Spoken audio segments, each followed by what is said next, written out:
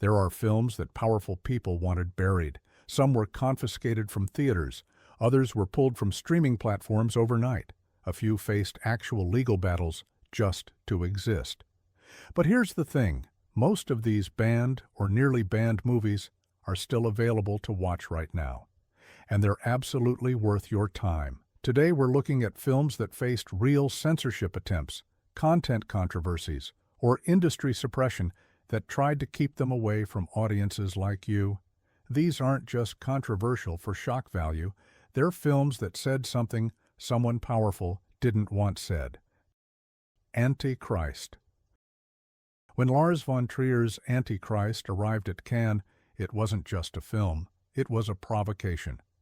The movie faced immediate bans in several countries, and screenings were literally shut down in others. It's a brutal psychological horror film about grief, nature, and human sexuality that doesn't hold back from anything you'd expect those themes to contain.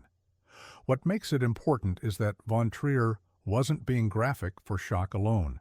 He was using extreme imagery as a language for trauma and despair. The film fractured audiences into passionate defenders and complete rejectors, but that's exactly what happens when art tries to process genuine psychological darkness. This is perfect for viewers who respect unflinching cinema and aren't looking for comfort. If you've ever wondered what a genuinely controversial film actually looks like beyond tabloid exaggeration, this is it. A Clockwork Orange. Stanley Kubrick's masterpiece was so controversial that the filmmaker himself requested it be pulled from UK circulation during his lifetime. Theaters refused to show it, critics called for bans, politicians attacked it. Even today, it's a film that genuinely upsets people, which is exactly the point. The story follows a violent teenager who undergoes experimental rehabilitation, but the real power is in how Kubrick forces you to feel uncomfortable with violence, society, and your own moral compass. The imagery is deliberately provocative, the language was shocking for its time, and the ending refuses easy answers. This works for anyone who believes cinema should challenge rather than comfort. It's a film that demands you think about why it disturbs you, which is the sign of genuine art worth protecting. Salo, or The 120 Days of Sodom. Pier Paolo Pasolini's final film remains one of cinema's most banned and controversial works. It was literally seized by authorities in multiple countries. Some regions still restrict it. The film adapts the Marquis de Sade's infamous novel and relocates it to fascist Italy during the final days of World War II. Pasolini wasn't making exploitation. He was creating a visual manifesto against fascism, power, and dehumanization. The violence and degradation in the film are tools, not entertainment. That said, this is genuinely difficult viewing.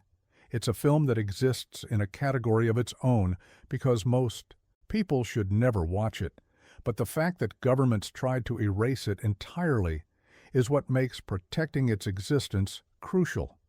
This is for serious film scholars and viewers ready for cinema as political statement, not spectacle.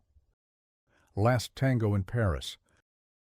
Bernardo Bertolucci's film was banned in several countries and led to legal battles in Italy. Even now, decades later, it remains controversial.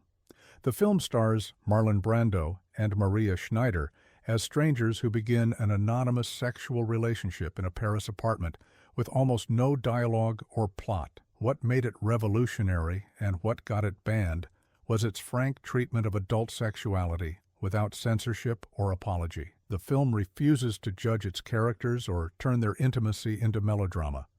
For 1972, this was absolutely shocking. What's interesting now is that the film has aged into something about emotional alienation and the impossibility of truly knowing another person. This works for viewers interested in how cinema represents desire and how society's relationship to sexuality shows up in what we're willing to let artists show. Pink Flamingos. John Waters' cult masterpiece was seized at screenings and led to obscenity charges in multiple cities. Even now, some cable networks refuse to air it uncut. Waters created an outrageous, intentionally offensive celebration of bad taste, transgression, and camp that attacked both art world pretension and mainstream sensibilities simultaneously. The film is deliberately disgusting. Waters understood that shocking middle-class audiences was part of the message.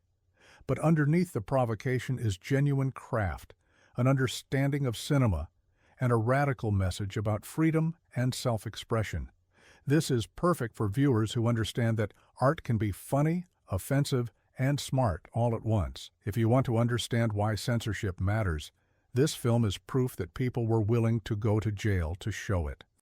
The Exorcist. William Friedkin's film became legendary for its censorship battles. It was trimmed in multiple countries. Some theaters cut it themselves to avoid protests. Protesters gathered at cinemas. Churches called for bans. Decades later, it's still regularly criticized as excessive and blasphemous. What's crucial to understand is that The Exorcist wasn't banned because it was bad. It was attacked because it was so effective at generating genuine dread and psychological terror that audiences' reactions became dangerous. People fainted. The film worked too well. But that power came from Friedkin's craft, not exploitation. This is essential viewing for understanding how horror can operate as serious cinema. It's perfect for anyone who respects films that generate actual emotional response rather than just jump scares. Kids. Larry Clark's film faced immediate rating battles and was restricted in theaters.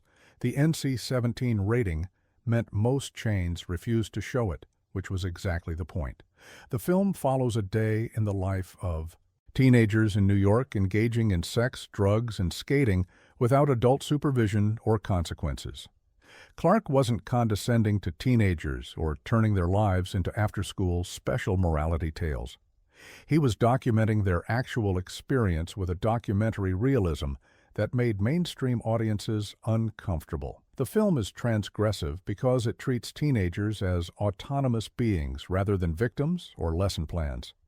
For viewers interested in how cinema represents youth or how restriction actually serves to suppress voices, this film is crucial. It's also genuinely good filmmaking beneath the controversy. The 120 Days of Sodom, a film about power. Gunnar Gunnlaugson's film, also known as In a Glass Cage, faced classification battles and distribution problems because of its subject matter, a relationship between a former Nazi torturer and a young boy he hires as a secretary. The film was made in 1986 and immediately seized in several countries. What Gunnlaugson created was a meditation on power, trauma, and the impossibility of redemption. The film is deeply unsettling not because it exploits its subject, but because it treats the psychological complexity of damage and dominance with complete seriousness. This is unquestionably difficult material, but the difficulty is intentional. It's for viewers ready to see cinema tackle the darkest aspects of human psychology without turning away or moralizing. A Serbian film. Srđan Spasojevic's film faced outright bans in multiple countries and remains controversial internationally. It's a film about a retired adult film actor who's hired to perform in underground films, and it descends into absolutely nightmare territory. Governments literally tried to erase it from existence. What's important to understand is that the film is using extreme imagery to comment on power, war trauma, and the Serbian film industry's exploitation. Spasojevic isn't endorsing anything in the film. He's creating a visual experience so disturbing that you can't look away or pretend these things don't happen. This is not entertainment. This is artistic provocation at its most extreme. Only watch this if you're prepared for genuine psychological horror and you understand the difference between harmful content and art that depicts harmful reality. Last House on the Left. Wes Craven's debut was seized in multiple countries and faced obscenity charges. It remains controversial even now. The film depicts graphic violence and sexual assault in ways that feel uncomfortably real because Craven wasn't interested in making it look stylized or attractive. What Craven understood was that you can't make audiences care about revenge unless you make them actually feel the violation. The violence isn't exploitation, It's a necessary component of the film's moral purpose. This works for viewers who understand that difficult content can serve a genuine artistic function. It's also historically important because it helped establish how horror cinema could tackle serious subject matter rather than just provide scares. The Last Temptation of Christ. Martin Scorsese's film created an international firestorm. Religious organizations protested outside theaters. Some countries banned it outright. Some cities refused to allow screenings. The film imagines Christ experiencing doubt, sexuality, and human temptation as part of his spiritual journey. Scorsese wasn't attacking religion. He was exploring faith through doubt and struggle rather than certainty. He was creating a profoundly spiritual film that treated the divine through human complexity. That's exactly why it was attacked. For viewers interested in how cinema tackles spirituality or how censorship actually protects power rather than values, this film is essential.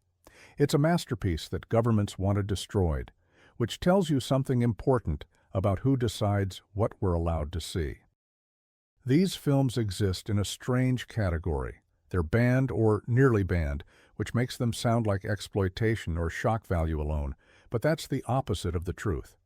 Each of these films faced censorship because they said something genuine, treated serious subjects with artistic integrity, or refused to pretend that difficult reality doesn't exist. The fact that powerful institutions tried to erase them is actually proof of their importance.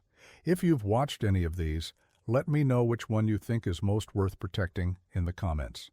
And if there's a controversial film you think belongs on a second list, drop it below, because there are absolutely more hidden films in this category that almost nobody talks about.